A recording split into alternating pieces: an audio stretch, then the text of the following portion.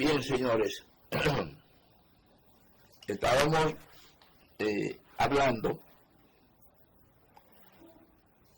de varios, o de un tema, ponderando su situación. Ahora vamos a ver qué detallamos sobre todo eso. Indudablemente que la visita del presidente de los Estados Unidos, Joe Biden, a Ucrania, es el más claro desmentido que podemos tener sobre el tema de que se trata de una guerra de Rusia con Ucrania. Se trata de una guerra de Estados Unidos con Rusia. Y eso creo que ya muy poca gente lo entiende, no lo entiende. Está claro. Y ha sido claro todo el tiempo. Solo que para eso, y para entenderlo, no basta ser un profesional de cualquier disciplina pura y simplemente de estos tiempos. Hay que haber estudiado, preocuparse por los problemas sociales y los problemas económicos a nivel mundial para poder comprender determinados detalles y comportamientos de los grandes países frente a los países pequeños. Ahora se cierne el peligro, y digo el peligro porque de una u otra manera, una de las fórmulas que le importa a los países grandes en conflicto es anexarse a la América Latina. Y la América Latina, como se ha caracterizado todo el tiempo por ser señor, sí señor, con la mano junta y mirando hacia la inclinada, hacia el ascenso alto, pues sencillamente podría ser parte de todo eso. Y cuando analizamos a los países latinoamericanos, con todos los errores que han cometido y la payasada política que han practicado, simplemente para complacer a un dueño de la gran finca que es Latinoamérica, nos vamos a encontrar con detalles importantes. Gobiernos dictatoriales en dos formas: dictadores por analfabetismo, dictadores por intereses y dictadores por miedo. Y por eso sirvieron la bandeja permanente a los caprichos estratégicos de los Estados Unidos. Por eso montaron diversas dictaduras y pudieron hacer censos importantes de la riqueza potencial de América Latina y mantenerlo como reserva.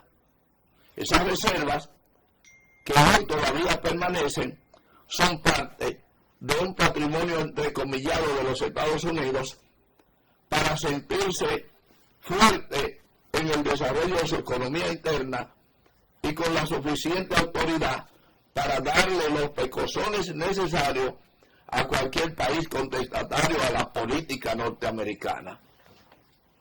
Pero todavía eso no es todo. América Latina, que de una manera u otra evoluciona e involuciona, pues mantiene todavía una gran parte de sus recursos que requiere una organización regional, si se quiere, continental, para poder manejar y administrar determinadas políticas que le permitan la explotación por su propio desarrollo. ¿O acaso usted piensa que estamos hablando disparate? Bueno, algunos datos pueden complacerlo y decirle, y usted asimilar, que entre Brasil, Venezuela y Colombia, tres países de América Latina, constituyen la mayor riqueza del planeta. Es decir, oiganlo bien, Brasil, Colombia y Venezuela. En este momento 3 países contestatarios a la política exterior y a los intereses marcados de los Estados Unidos, porque no son ni siquiera ninguno de esos 3 países gobernados hoy por quienes están gobernados. El caso de Maduro en Venezuela, el caso de Petro recientemente en Colombia y recientemente Lula. Ninguno de estos 3 mandatarios son obstinados en contra de la política, en contra de la economía y la estabilidad de los Estados Unidos. Simplemente se trata de un grito prácticamente inaguantable. Ambos 3 mandatarios, para no decir los países, porque están sumamente divididos en términos de opinión, no resisten sin ceder una serie de detalles que favorecen a los Estados Unidos en términos de política exterior. Asimismo, lo único que indudablemente parece ser que entre estos 3 gobernantes hay un estilo diferente y cierta dignidad. Hay cosas que se han hecho en contra de América Latina durante mucho tiempo que en estos 3 mandatarios no es posible en el día de hoy, por lo menos tan descaradamente. Claro, cuando pongo los 3 mandatarios no es porque sean los más importantes, es sencillamente para minimizar y hacerles comprender a ustedes que con esos 3 países, de acuerdo en términos del desarrollo de la región, sin ser antiimperialista, sino tener dignidad, pues basta en América Latina. Pero, ¿qué pasa? Eso no basta. A esos 3 países, ahora verá usted, súmele a México, porque la digna condición con que ha gobernado el señor López Obrador, indudablemente no tiene cuestionamiento. ¿Y es López Obrador antinorteamericano? No, no es verdad. Incluso es un tolerante de política económica y social de los Estados Unidos. Pero a los 3 países que ya hemos mencionado, súmele a México. Pero muy bien, muy bien, vamos a seguirle sumando. Y súmele a Bolivia.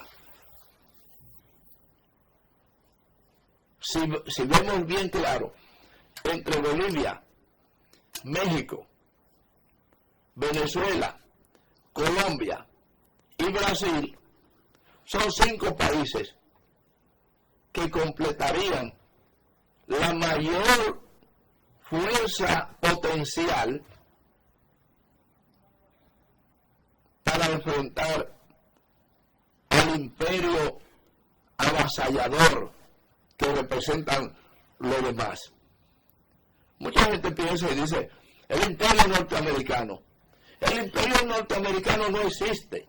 Existe el imperio conformado por una política económica y social, por el desarrollo de los Estados Unidos, que ha capitanado, es el administrador del capitalismo desde el punto de vista operativo de los Estados Unidos. Pero, ¿dónde metemos a los verdaderos imperialistas, que son los británicos? Los verdaderos jefes del imperialismo conceptual son los británicos, conjuntamente con los países desarrollados de Europa, que han nombrado por costumbre y por mandato a los Estados Unidos, quien es el administrador del capital, porque es indudablemente uno de los países más desarrollados industrialmente.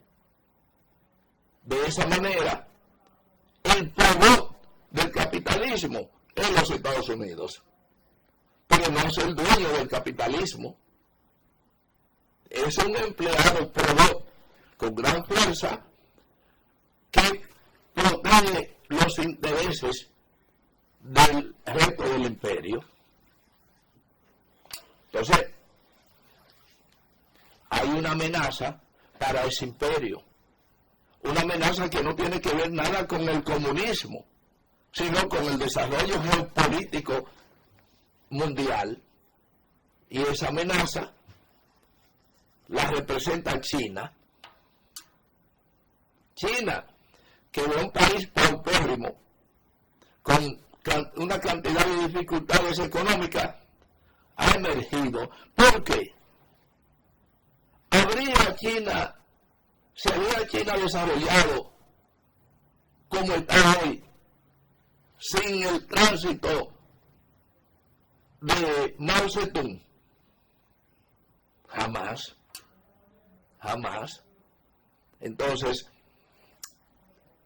Mao Zedong, que debe ser sin duda el gran padre de China en el orden de la recomposición, formación y entrenamiento en la resistencia, es hoy lo que le ha dado la capacidad de incluso modificar los conceptos maoístas y hacer la convivencia entre un estado de régimen que maneja los controles de carácter sociales y económicos frente a naciones enemigas, porque sin duda alguna, esos sí son enemigos profundos.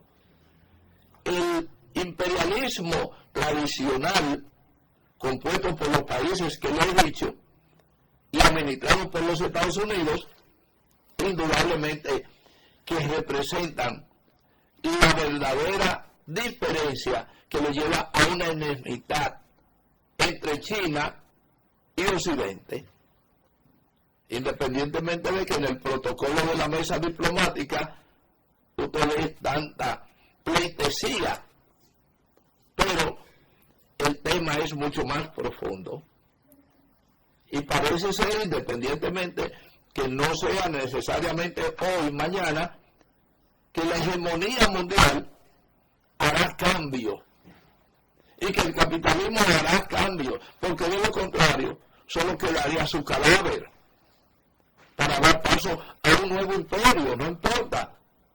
Pero el tiempo ya indica que no es prudente mantener la rigidez de un capitalismo salvaje cuando puede flexibilizarlo y soltar ciertas amarras que permitan a la gente tener una visión más clara y extender el desarrollo que requieren sus países en el orden material y el confort de vida. Por eso decimos que ese absurdo bloqueo contra Cuba, mucha gente no lo comprende. Nosotros lo comprendemos perfectamente. Es un síndrome. No se trata de absolutamente ninguna otra cosa, sino que cuando podríamos hacerle una comparación sobre temas políticos internacionales donde los Estados Unidos han sido eje fundamental, usted se encuentra de que el poder es tan grande que muchos seguidores, incluso grandes, no lo llevan definitivamente a la quiebra, sino que en el camino a ese punto se establece y puede vencer las dificultades porque tiene una economía organizada de mucho tiempo y poderosa, que la construyó en los momentos oportunos. 50 años bastaron a los Estados Unidos para desarrollar un país con una potencia extraordinaria, y fueron los 50 años por guerra que lo llevaron a organizarse, vender toda su chatarra industrial a los que se habían quedado atrás, pero que tenían que pasar por el paso de la chatarra oxidada, porque es el primer eslabón del puente hacia el desarrollo.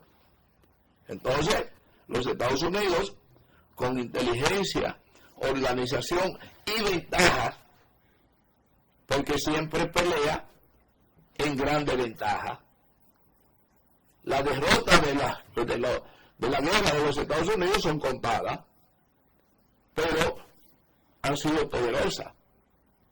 Y una de ellas fue la de Vietnam, de la que hoy los Estados Unidos es un gran socio en el desarrollo.